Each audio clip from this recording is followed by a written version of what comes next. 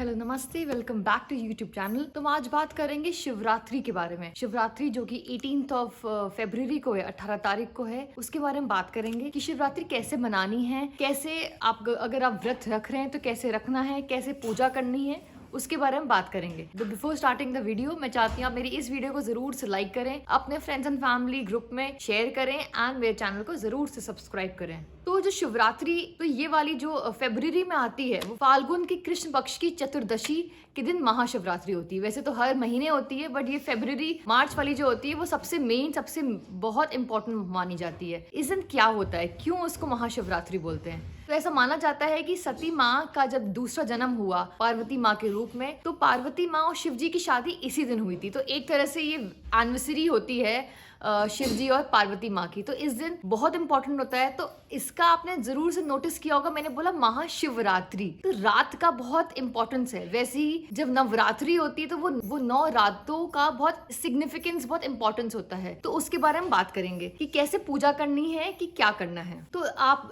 18th को जो कि महाशिवरात्रि के दिन सुबह उठ के जब आप नहाएंगे, उसके बाद आप पूजा करने जब बैठते हैं तो पहले सूर्य भगवान को जल चढ़ाकर आप फिर शिव जी को जल चढ़ाएं हल्का सा दूध डालकर। तो जो मेन पूजा होती है वो 4 पहर की होती है। वो 4 पहर शुरू होते हैं शाम के 6 बजे से अगले दिन 6 बजे तक। वो शाम में तमस जो टाइम होता है रात का, वो बहुत मेन होता है। तो सुबह आप नॉर्मल जो भी पूजा करें, आप अपने आसपास किसी मंदिर में हो ले, वहाँ पे हल्का सा बेल पत्र चढ़ा दें, पानी में मिला के आप दूध चढ़ा दें, और जो भी आप चढ़ा सकते हैं वो चढ़ा दें। अब मैं अगर आप मुझसे क्वेश्चन भी पूछें कि इस दिन क्या पढ़ना चाहिए, कौन सा जप तप करना चाहिए, तो मैं सिंपल बोलूंगी कि शिव जी का सिंपल मंत्र है ओम नमः शिवाय। तो ये अगर आप ओम भी बोलते हैं उसका भी बहुत सिग्निफिकेंस होता है। मतलब कि अगर आप शिवरात्रि के दिन थोड़ा भी अगर शिव जी की उपासना करते हैं, वो भले नमः शिवाय बोलें, वो भले ओम नमः शिवाय बोलें, कुछ भी बोलें, तो उसका बहुत सिग्निफिकेंस मिला कि उसके 10 गुना आपको उसका रिजल्ट मिलता है। आप क्या क्या चीजें पढ़ सकते हैं वो मैं आपको बताती हूँ। आप इस दिन रुद्राष्टक पढ़ सकते हैं, आप इस दिन लिंगाष्टक पढ़ सकते हैं, आप इस दिन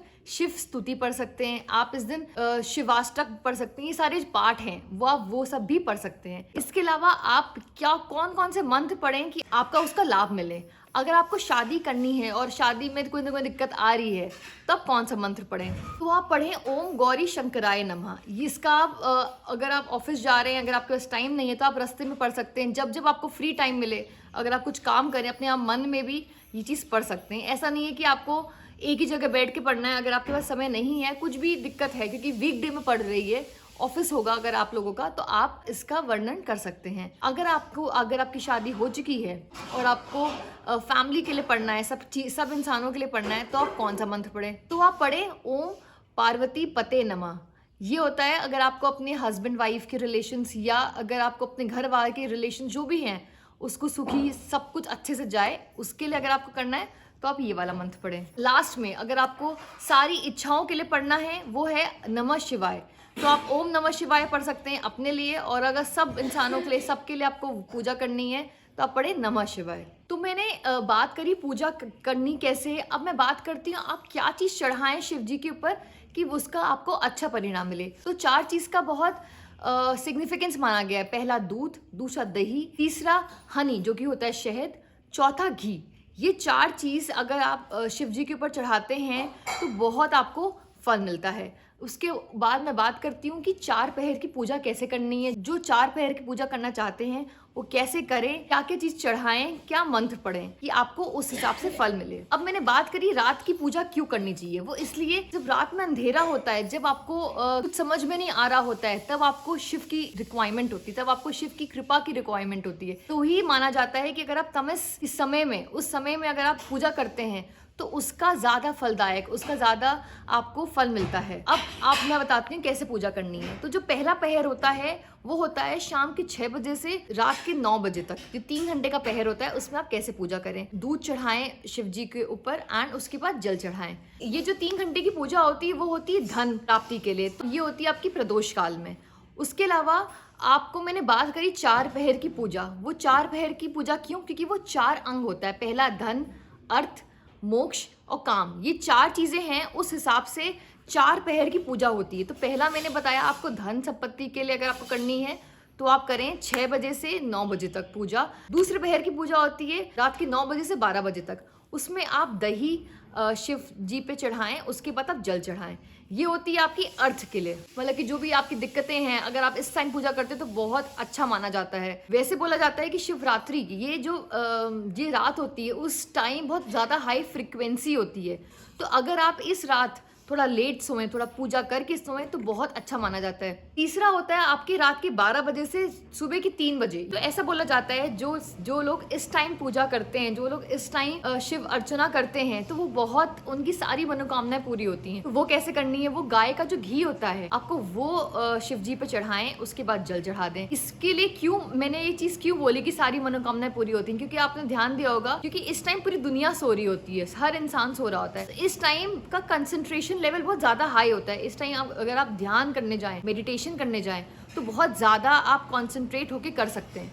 तो इसी टाइम जो आप पूजा करते हैं, इसका महत्व भी बहुत ज्यादा होता है। इस टाइम एनर्जीज भी बहुत ज्यादा हाई रहती हैं। तो अगर आप इस टाइम पूजा करते हैं तो बहुत अच्छा माना जाता है। वैसे तो शिवरात्रि के दिन आप ट्राई करें सोए ना, या तो आप कुछ और कर लें, या तो कुछ आप काम कर लें, वो बेटर रहता है। आप बट ट्राई करें कि आप सोए ना। जो आपको एनर्जीज का फ्लो ऐसे होना है, अगर आप सो जाएंगे तो फ्लो कैसे होगा तो वो आपको पता है, खराब भी होगा कुछ ना कुछ। चौथा जो पहर है वो होता है भोर काल में। भोर काल मतलब जो सुबह के 3 बजे से आपके सुबह के 6 बजे तक, मतलब कि जब सनराइज धीरे धीरे होने वाला है, वो वाला जो टाइम होता है वो उसको बोलते हैं भोर काल। तो भोर काल में पूजा होती है, ये होती है शहद से। तो शहद आप पहले शिव जी पे चढ़ाएं, उसके बाद आप जल चढ़ा दें। तो ऐसे बोलते हैं अगर आप इस टाइम पूजा करते हैं, अगर आप, पहली बात तो वैसे मैंने बोला हुआ है, अगर आप जल्दी उठ के पूजा करें बहुत ज्यादा आपको उसका फल मिलता है। तो अगर आप कोई भी इंसान चौथे पहर की पूजा अच्छे से करता है तो उसको अपने से एक कदम ज्यादा ही मिलता है। ये होती है आपकी पूजा मोक्ष के लिए। तीसरे पहर की पूजा थी काम के लिए, वैसे ही चौथे पहर की पूजा आपको मोक्ष प्राप्ति के लिए। अगर जो लोग सुबह पूजा कर रहे हैं, उनके पास इतना टाइम नहीं है, तो नॉर्मल घी का दीपक चढ़ाएं, फूल चढ़ाएं। आप प्रसाद में कुछ भी चढ़ा सकते हैं, वो शिव जी के ऊपर आप कुछ भी चढ़ा सकते हैं।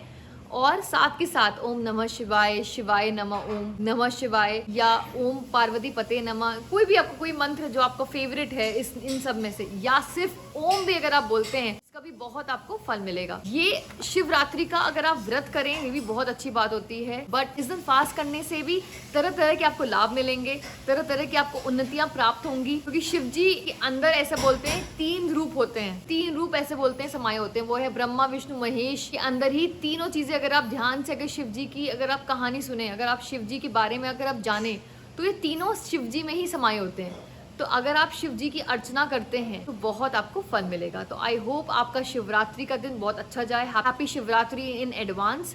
और आप मेरी वीडियो को ज़रूर से अपने फैमिली में शेयर करें। Thank you so much. मिलते हैं आपसे नेक्स्ट वीडियो में।